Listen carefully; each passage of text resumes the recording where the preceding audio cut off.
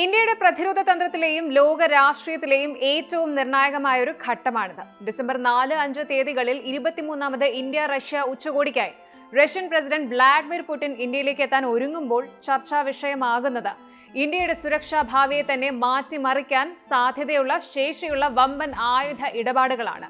ഇതിൽ മുൻപന്തിയിൽ നിൽക്കുന്നത് റഷ്യയുടെ ഗെയിം ചേഞ്ചർ വ്യോമ പ്രതിരോധ സംവിധാനമായ S-400.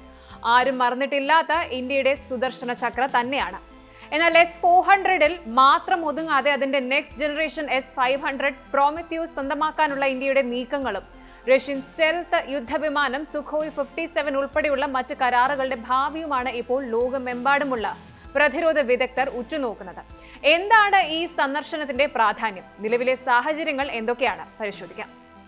2018-ൽ $5.5 ബില്യൺ ഇന്ത്യ റഷ്യയുമായി കരാർ ഒപ്പിട്ട S-400 ട്രയംഫ് വ്യോമ പ്രതിരോധ സംവിധാനം നമ്മുടെ വടക്കൻ അതിർത്തികളിലെ പ്രതിരോധത്തിലെ ഒരു ഗെയിം ചേഞ്ചർ ആണെന്ന് ഇതിനോടകം തന്നെ തെളിയിച്ചു കഴിഞ്ഞതാണ്.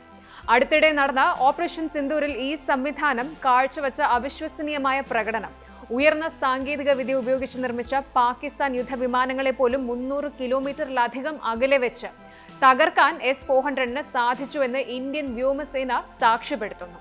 ഈ വിജയത്തിന്റെ പശ്ചാത്തലത്തിൽ നിലവിലുള്ള 5 യൂണിറ്റുകൾക്ക് പുറമെ 5 അധിക S-400 സ്ക്വാഡ്രണുകൾ കൂടി വാങ്ങാൻ ഇന്ത്യ റഷ്യയോട് ഔദ്യോഗികമായി ആവശ്യപ്പെട്ടേക്കും എന്നാണ് സൂചന.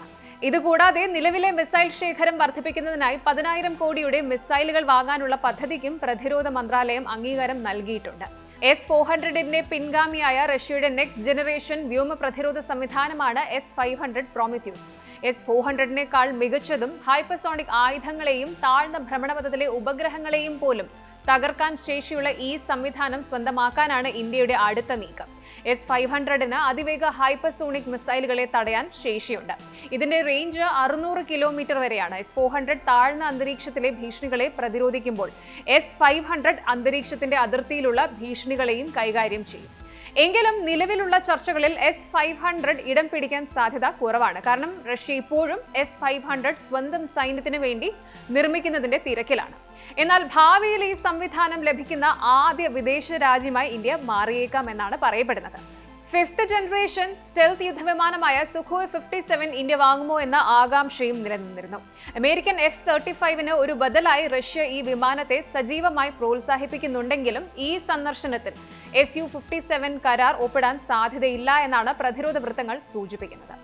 ഇന്ത്യ തദ്ദേശീയമായി നിർമ്മിക്കുന്ന AMCA advanced medium compact aircraft stealth യുദ്ധവിമാനം 2035-ഓടെ സജ്ജമാവുന്നതുവരെ ഒരു ഇടക്കാല പരിഹാരമായി Su-57-നെ കാണാൻ വ്യോമസേന ആഗ്രഹിക്കുന്നുണ്ട് എങ്കിലും അന്തിമ തീരുമാനം ഇതുവരെ എടുത്തിട്ടില്ല എന്നതാണ് വാസ്തവം.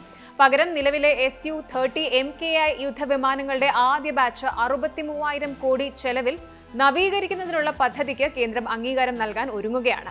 ഇത് ഇന്ത്യയുടെ നിലവിലെ വ്യോമശക്തിക്ക് 30 വർഷം കൂടി ആയുസ് നൽകും.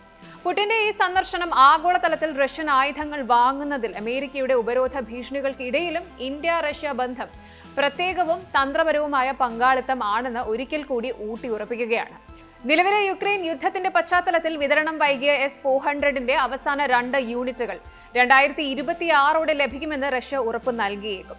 കൂടാതെ S-400-ന്റെ അറ്റകുറ്റപ്പണികൾക്കായി ഇന്ത്യയിൽ ഒരു MRO മെയിന്റനൻസ് റിപ്പയർ ഓവർഹോൾ കേന്ദ്രം സ്ഥാപിക്കുന്നതിനെക്കുറിച്ചും ചർച്ച നടക്കും. അതിർത്തികളിൽ ചൈനയും പാകിസ്ഥാനും ഉയർത്തുന്ന വെല്ലുവിളികൾക്കിടയിൽ S-400-ന്റെ ശക്തി വർദ്ധിപ്പിച്ചും S-500-നെ സ്വപ്നം കണ്ടും ലോകത്തിലെ ഏറ്റവും മികച്ച പ്രതിരോധ കവചം സൃഷ്ടിക്കാനുള്ള ഇന്ത്യയുടെ നീക്കങ്ങൾ ഈ സന്ദർശനത്തിൽ ഒരു പുതിയ അധ്യായം തുറക്കുമെന്നതിൽ സംശയമില്ല.